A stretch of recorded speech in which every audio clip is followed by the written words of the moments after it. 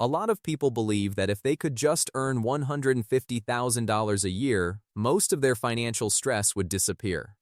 It sounds logical. A high income feels like security. It feels like freedom. It feels like you've finally made it. But income alone doesn't guarantee stability, progress, or peace of mind.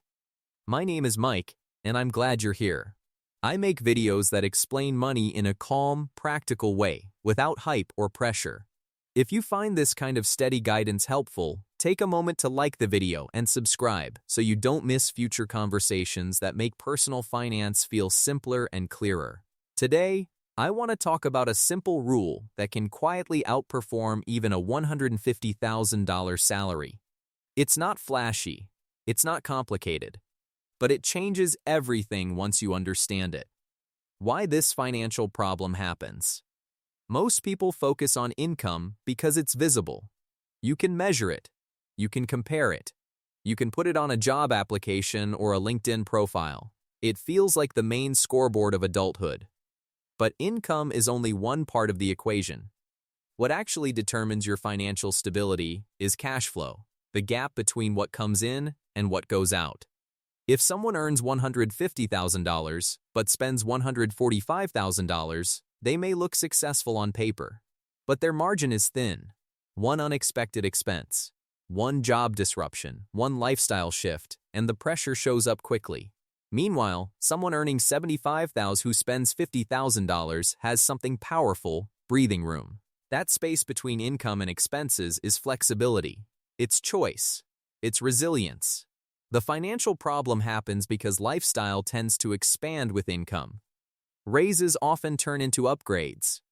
A nicer apartment, a newer car, more subscriptions, more dining out.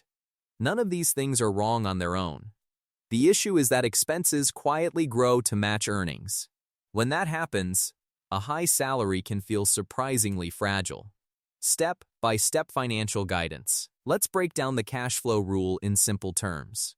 Step 1. Know your true monthly spending. Not your guess. Not your ideal, your actual average.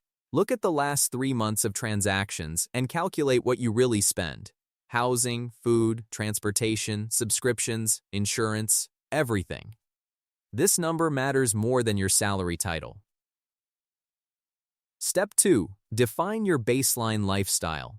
Your baseline is the amount it costs to live your normal life without upgrades. It's not luxury. It's not deprivation. It's your steady, realistic life. When you know this number, you know what it takes to maintain stability. Step 3. Protect the gap. The cash flow rule is simple. Maintain a meaningful gap between what you earn and what you spend. That gap funds your emergency savings. That gap funds your investments. That gap gives you options if something changes. Instead of asking, how can I earn more?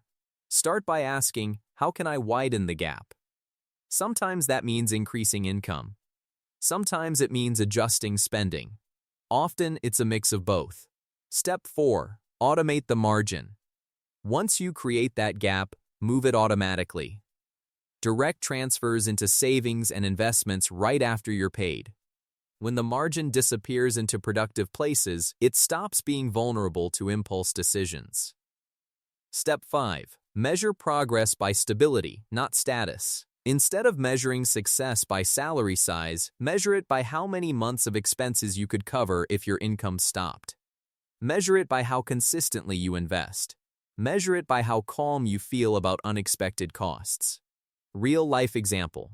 Let's look at Spender Mike. Spender Mike earns $150,000 a year. On paper, he's doing great.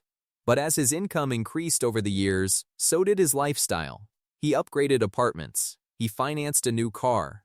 He dines out frequently because he can afford it. His fixed monthly expenses are now high. At the end of each month, there's not much left. He's not irresponsible. He pays his bills. But there's very little margin. When a medical expense shows up, he feels pressure. When work slows down temporarily, he feels anxious. Even with a strong salary, his financial life feels tight. Now compare that to when Spender Mike decides to apply the cash flow rule. Instead of upgrading again after his next raise, He keeps his baseline steady. He channels the difference into savings and investments. Within a year, he builds a 6-month emergency fund. Within a few more years, his investment account grows steadily. The salary didn't change dramatically. The behavior did. The gap widened. And with it, his stability. Common mistakes. One common mistake is assuming income alone solves money stress.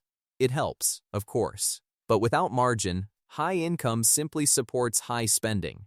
Another mistake is upgrading fixed costs too quickly. It's easy to increase rent or car payments. It's much harder to reduce them later. Fixed expenses shrink flexibility. A third mistake is waiting for the perfect income before investing. Some people tell themselves they'll start once they reach 6 figures. But investing small amounts consistently at $60,000 or $80,000 often beats waiting years for a higher salary. And finally, many people measure success socially instead of structurally. They compare lifestyle signals, homes, vacations, cars, instead of comparing savings rates and financial resilience. Simple action plan. Here's a calm, practical way to apply the cash flow rule starting this month. First, calculate your monthly baseline number. Write it down clearly. Second, calculate your average monthly income after taxes. Third, subtract baseline from income. That number is your current margin. If it's small or negative, that's not a reason for shame. It's information. Fourth, choose one lever to improve the gap. It could be negotiating a bill. It could be reducing one recurring cost. It could be increasing income slightly through overtime or a skill upgrade. Focus on one lever at a time. Fifth, automate a portion of the improved margin. Even if it's modest at first, consistency matters more than size. And finally, review every 6 months. As income rises, aim to expand the gap instead of expanding lifestyle at the same pace. Let some raises go directly to investments before your habits adjust upward. Long-term mindset shift. The deeper shift here is psychological.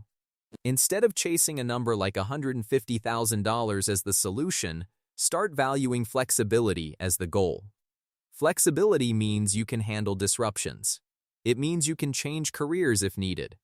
It means you're not dependent on every single paycheck arriving exactly on time. Wealth is less about how impressive your income looks and more about how durable your life feels. A person earning $90,000 with strong margin, steady investing, and low fixed expenses may feel calmer and more secure than someone earning $150,000 with thin margin and high obligations. Over time, consistent margin compounds. Investments grow. Debt shrinks. Optionality increases. The pressure decreases. That's the quiet power of cash flow. It's not dramatic. It's not loud. But it steadily builds a foundation that high income alone cannot guarantee. Calm closing insight. If you remember one thing from this conversation, let it be this: your financial strength isn't determined by how much you earn. It's determined by how much space you create between earning and spending. A wide, protected gap gives you stability, growth, and peace of mind. And that, over time, can outperform even a $150,000 salary without margin. If this video was helpful and cleared up your questions, hit the like button and subscribe for more videos like this. I'll see you in the next conversation.